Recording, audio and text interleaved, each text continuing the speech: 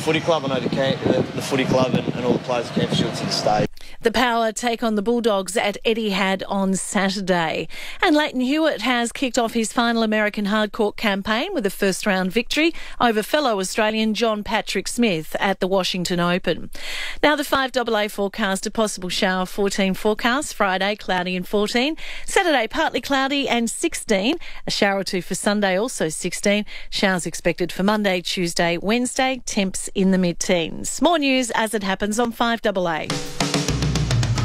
1395, Adelaide's 5AA. This is Peter Godfrey. 5:07 now, just on 8 degrees at the moment. Now, just some breaking news that's only just coming through. Anne Stone will have more on this at 5:30. But the portion of an aircraft wing that was found last week on Reunion Island has been definitely confirmed as being from the missing Malaysian airline flight MH370, and that's been confirmed by the Malaysian Prime Minister Najib Razak. So that has been confirmed. So a little step towards solving that mystery. One little tiny piece finally on that puzzle. The French investigators have conclusively confirmed that that portion of the wing was from MH370. So that's a good start.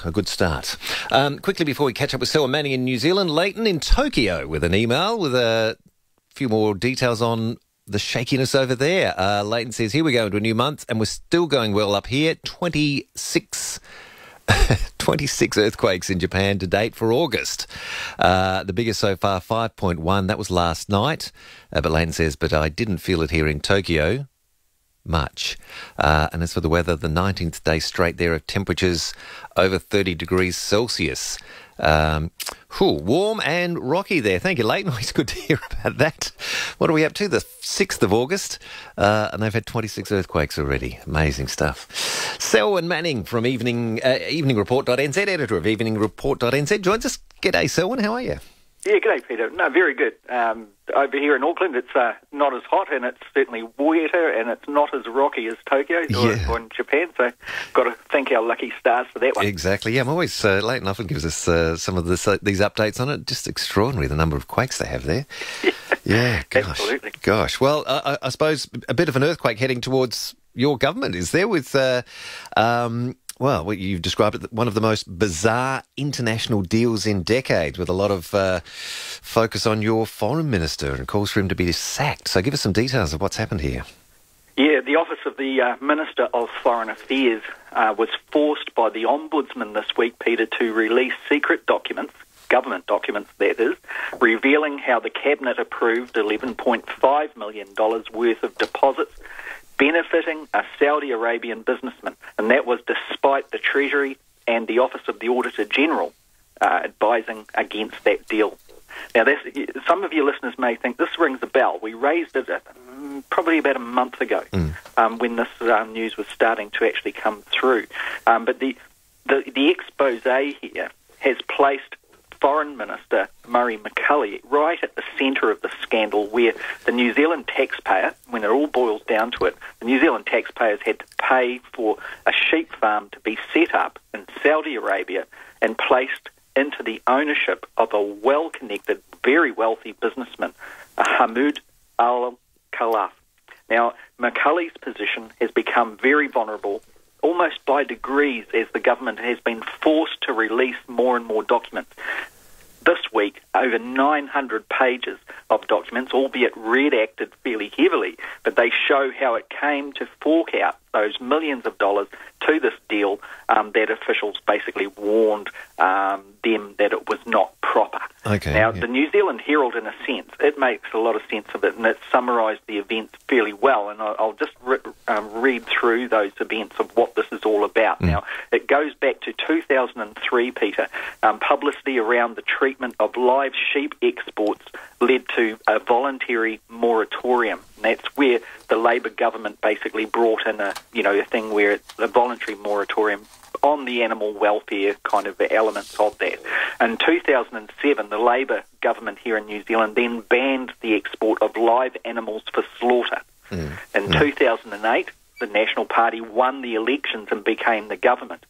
But in 2009, the Agriculture Minister, David Carter, who's at the moment, he's New Zealand's Parliament Speaker, he began negotiations with Saudi Arabia for a resumption of live sheep exports. Now, all this was under the radar. Yeah. By 2010, the national government, it extended the ban on live exports. So the Saudis got pretty hecked off about that because every indication was that they were going to be, chucked out, and that live sheep exports were going to resume.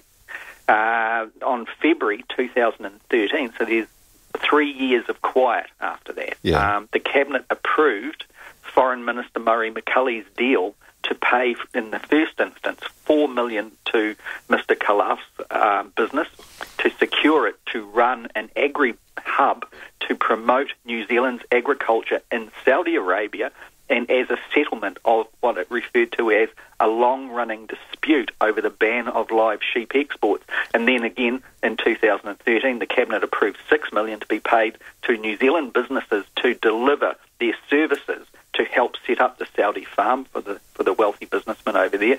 And also the government then paid $1.5 million for 900 pregnant ewes to be flown to Saudi Arabia to his farm on board Singapore Airlines. And that's where the bizarre stuff really starts to actually come to the fore, Peter. Yeah. I mean, can you imagine 900 ewes on board Singapore Airlines flying from New Zealand to Saudi Arabia? You wouldn't want a seat next to one of them, would you? You'd be wanting to be, some people refer to economy class as cattle class. Cattle class. This is a whole different type of thing, isn't it? So, Land class. Whichever way you look at it, from a fiscal point of view, from a taxpayer point of view, from, how do you define this type of thing to the travelling up there via Singapore Airlines? So essentially, the government's given $11.5 million to this businessman for his business, just given it to him so he can run this business. Yes. No, yeah. Now, the government, it insists that the Saudi businessman was left out of pocket because of the non-resumption, that's because the live sheep exports didn't recommence. Yeah. And he was considering, apparently, suing New Zealand government for $30 million for loss of trade or that type of thing. Now, the opposition, it obviously takes a totally different line. And remember that the Nationals have been pointing the bone at Labor and saying all of this problem began when it was in government, when it banned live sheep exports in 2007, which doesn't really stack up when you look at the timeline. I mean, you just go back there, you can see 2009, David Carter is kind of talking to the Saudis saying that there will be a resumption. Yeah. And then in 2010, the national government extended the ban of live exports. So they played a role in it too. But that it doesn't seem to come into the matter when the Prime Minister and Murray McCully are talking about it. But having said that, the opposition, it basically says that $11.5 million was not about trying to solve any kind of pending legal action that was coming from the Saudi Arabian side. It was merely $11.5 million was a bribe and made to this well-connected businessman who had an issue with New Zealand over this. But he was well connected to ministers in the Saudi government over there, and it was basically a bribe to facilitate a bilateral free trade negotiations with the Gulf States Council, and that's where Labor is insisting the whole how the country should view this. Now there are sympathies that are coming through on this clearly, particularly. Remember at the beginning of the bulletin I mentioned about the officials in the government actually warning that this was not a good deal. Now. These 900 documents, they contain information there that show that New Zealand Treasury was cautioning, and I quote here, Treasury saying to the Cabinet, it is unclear what the benefits of this proposal are or what the potential costs are. For example, the impact on other trading partners, end of quote. Now, obviously what it's talking about there, you do this kind of payment, mate, and you might have quite a few countries lining up wanting a bit of the slice of pie, and not to their particular governments, but to their friendly businesses. Yeah, with their hands out all in a queue. Exactly. And then you had the Auditor General officially exchanging with Cabinet here and examined McCully's business case for the spend-up and judged it as, and I quote here, weak. The Auditor General then moved to distance her office from the whole deal. That's how awful they saw the thing is we don't want a part of this. This is, obviously, there's a kind of a shock horror. Is this dodgy? Looks dodgy to us type of thing going on there. Now, as far as consequences are concerned of all of this, the Prime Minister is over in Rarotonga, and he basically says very simply that no, it was done to save New Zealand taxpayers' money, that there would be a legal action most likely, and that blame should be placed on the former Labor government and certainly spokespersons that are in the opposition now. Murray McCully, you haven't got much out of him. His office released it, but he was overseas, and now there are calls for Murray McCully as the Minister of Foreign Affairs to be sacked over this, that the confidence in his abilities to govern diminishing, and the accusations is that he's too hands-on, and when he is hands-on, it's a bit dodgy. Whether or not this has a bearing on this particular case or not, it's probably important to raise, Peter, that Mr. McCully was also, he lost his Minister of Tourism portfolio back in the 1990s. The allegations that were placed on him at that stage was he had breached the divide between governance and the management of that particular portfolio. Okay. So is McCully going to go?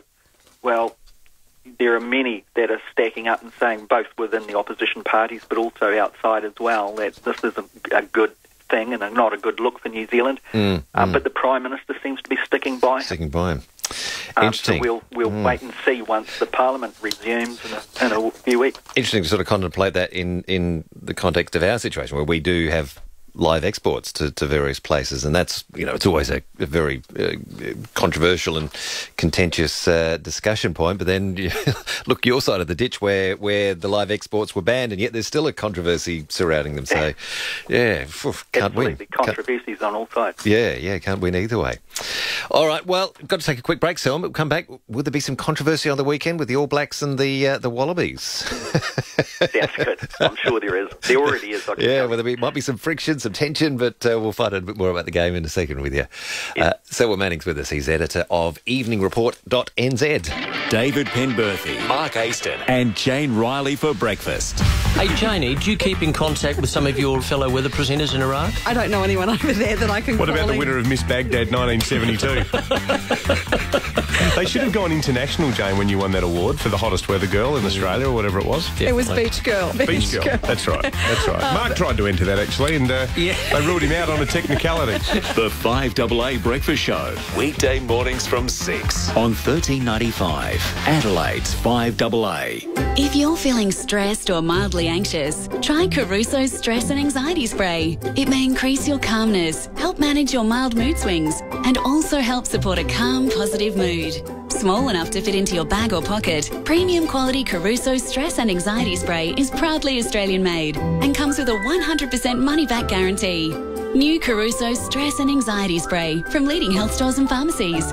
Always read the label. Use only as directed. If symptoms persist, consult your healthcare professional. Here's what you'll get at Image Robes. Direct from the manufacturer. You'll get built-in robes designed, made and installed from only $598. You'll also receive a range of choices in melamine doors, including mirrored finishes and full-face drawer system with steel sides, and 16mm base and silver anodized handles, 2mm abs edging on all shelving, and a 10-year warranty. Basically, you'll get a lot at Image Robes. Call or visit Image Robes for a free in-home measure and quote. Go to imagerobes.com.au. Everyone knows that Steinborner Holden in Gawler is well worth a trip. Offering the best selection, best prices and customer service for over 30 years, they now have even more to offer with Steinborner Hyundai opening in the Barossa and Clare. To celebrate, they're having a massive opening sale with all new and used demo Hyundai being reduced to clear, including demo Santa Fe diesel from just $39,990. See the full range of Hyundai at steinbornerhyundai.com.au. Steinborner Hyundai. It's well worth a trip. LMVD 265971. Lux Bathroom Rules.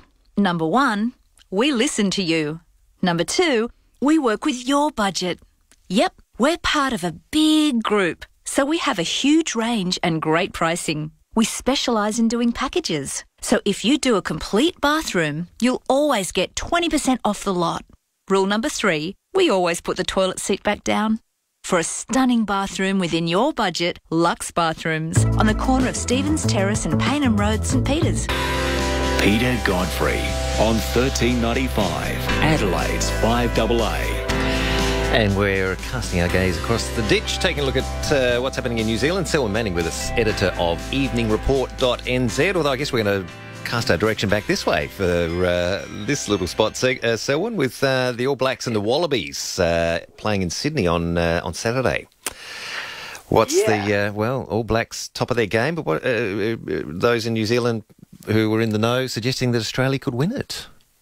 Yes, they are. In particular, a man called Chris Ratu, who writes for the New Zealand Herald, well-respected writer, often will say it exactly how he sees it, and is often very correct, Peter. Now, one of the key things he wrote yesterday in a piece for the Herald was, and he says here that where are the fanatics in New Zealand? Their conspiracy theories with their constant fears mixed with blinding optimism. The World Cup's just over a month away, and you would hardly know it. He said, we're smug. He says, Kiwis, that's about the general atmosphere over here in New Zealand. He says, but without enough cause to be smug. He says the All Blacks are miles ahead in the rankings, but it doesn't reflect how close South Africa, Australia, and a few others are. And he is saying that, he says categorically, he leads in on his piece, and he says Australia is going to win on Saturday. He says that's the end of it. He says, and that will be a good thing because it'll wake not only the New Zealand fans up, but it'll also wake the team up. So it's becoming extremely controversial, as you would imagine, over the side of the ditch. Yeah. Not just in the game against Australia, but also because of the World Cup looming. It begins in only a matter of weeks away, September. So the rugby championship that is happening at the moment, it began back on July 17. New Zealand, Argentina. The All Blacks won, Peter, 39 points to 18. 18th of July, Australia played South Africa. Australia won 24 to 20. Very competitive. Then on July 26th, South Africa versus New Zealand up in what they call the Cauldron in Johannesburg. South Africa, it lost 20 points to New Zealand's 27. Now, I've got to say, that was only in the last minutes, and it was almost like a miracle that New Zealand got through on that one. Then Argentina played Australia. Big win for Australia there, 34 points to 9. Argentina 9, of course.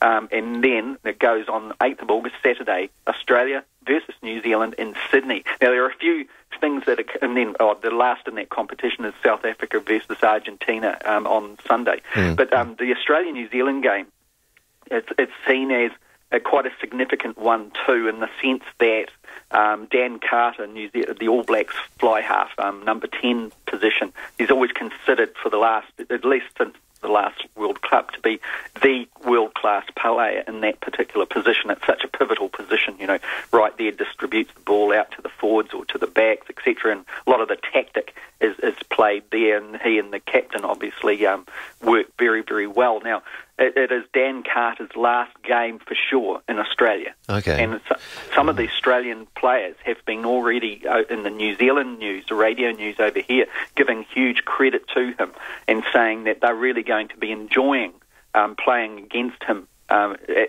he being such a significant member of the All Black team, knowing that it's most likely his last game in Australia.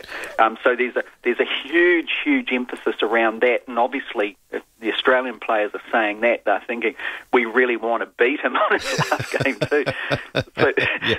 The controversy is all around. It is a real big test, Peter, on how good these two teams are in the final preparations before the World Cup starts. And the World Cup's big business, and that's held up in England this time, and the final will be in October in Twickenham in London.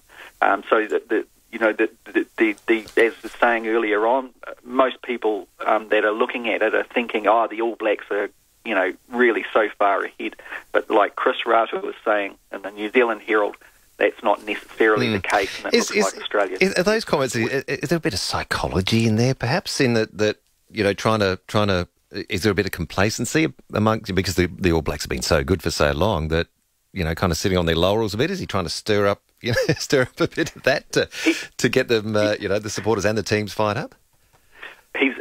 You can never criticise Chris Ratu for not being an All Black supporter, so there's probably a lot in what you're saying there, Peter. I think, and he is saying here too. He's saying, that the air of smugness in an All Black team who leave behind World Cup certainties like Dan Carter and Sonny Bill Williams for the Ellis Park assignment. That's the one that he's referring to, the game in South Africa there.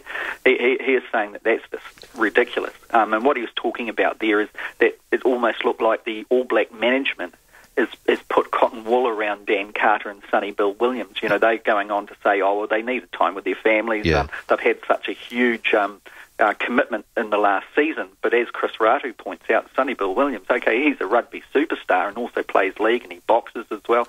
He's a formidable athlete. But it's almost like, well, what was his schedule? No one will say what his schedule was. What's the purpose in keeping him so cushioned here? From the All Black management side, they were saying, no, but we wanted to put some of our new players up into the cauldron in South Africa to see how they performed, and got to say they performed fantastically. So they know what they're doing, but there's this complacency. There is an air in New Zealand that we've had the odd loss, and certainly to Australia along the last 4 years or so, but surely, people can see that the All Blacks are well and truly ahead, but that smugness is the worst thing, isn't it? Oh, it can be, because interesting, the flip side, Fox Sports on their website of the sort of the opening paragraph of the story on it, beating the All Blacks will take a monumental effort from the Wallabies, so kind of look at the other way, but I know every time we play, the All Blacks play the Wallabies, we often will say, won't we, on your program here, we'll have a bit of a talk about it. I've got to say, the Wallabies are a formidable team. And the All Blacks know how to play the Wallabies. You can see the results that the Wallabies have with other teams, and they're fantastic results. Chris Ratu does say in his piece, and I put a lot of emphasis on Chris Ratu's piece here because it is so controversial, and he is kind of writing about the elephant in the room when anything is discussed about the All Blacks over here. But he's kind of saying that if the Wallabies were going to be playing the All Blacks at Eden Park in New Zealand, well, they probably wouldn't pull it off. But what he is obviously speaking to there is the national pride of both countries and how all sides, particularly Australia, when you play at home, you guys are just, a fortress. And to try and actually overcome. So you've got to be extremely good to over. So if the All Blacks win on Saturday, there's going to be a lot of humble pie with some very, very senior writers over here in New Zealand. Look forward to the game and look forward to catching you again next week. Thank you for joining us this morning, Selwyn. Have a good week. It's a pleasure. Bye-bye. Catch you there. Selwyn Manning, editor of EveningReport.nz. RAA have been improving our quality of life since 1903. So it makes a lot of sense to trust RAA to watch over you 24/7 with an RAA personal alert system. And joining me now from the RAA is Ben. Just tell us how it operates. Yeah, the personal alert systems are great little units that you can just put in your home, and they come with a wristwatch or a pendant. And anytime you're in any sort of trouble, you can press the button and an RAA consultant will come through on the other end and help you out with whatever your emergency is. How hard is it to install it? Look, they're really easy. We even have a self-install option, or you can have an RAA technician come out and install it for you. And it's not just older folks, single mums or a shift worker, they could do with one of these. Yeah, that's right. Anyone can use these units and know that when they press the button, there'll be somebody on the other end of the line. Gee, Ben, you've got a really responsible job. How many people do you look after? Look, we monitor over 25,000 customers, and we've been in the monitoring business for well over 20 years now. Oh, great talking to you. Find out more about the RAA personal alert system at your local RAA shop or give them a call on 8202 4671, raa.com.au.